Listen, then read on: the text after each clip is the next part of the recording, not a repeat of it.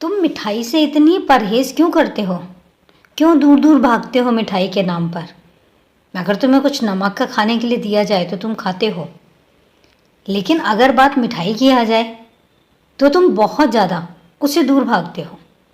ऐसा मत किया करो, क्योंकि ज़िंदगी में, अपने जीवन में और अपने शरीर के लिए और अपने स्वास्थ्य के लिए, ये दोनों ही चीज़ों का जो मिश्रण होता है वो बहुत ज़्यादा ज़रूरी होता है। अगर नमक ज़रूरी है तो मीठा भी ज़रूरी है, लेकिन हाँ, मीठा एक सीमित तक लो, पर लेना ज़रूर, क्योंकि मिठाई से हमारे जीवन में बहुत अच्छा संतुलन बना रहता है।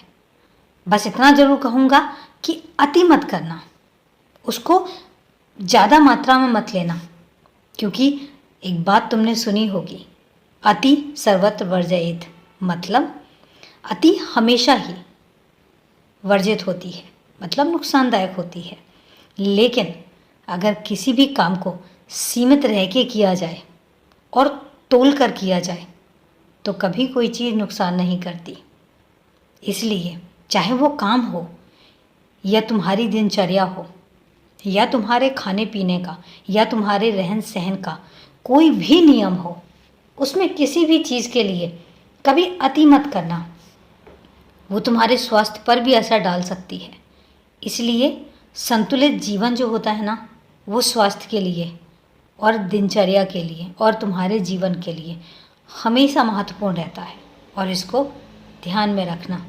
तुम्हें पता है कि मैं हमेशा तुम्हारे भले के लिए बातें बोलता हूँ, मुझे और किसका भला चाहिए।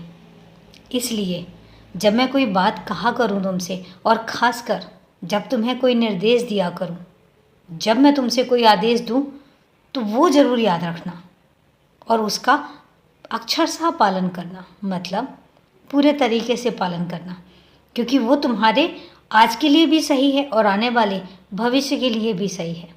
अब मुझे तुम्हारे स्वास्थ्य की चिंता नहीं होगी तो तुम बताओ भला और किसको होगी?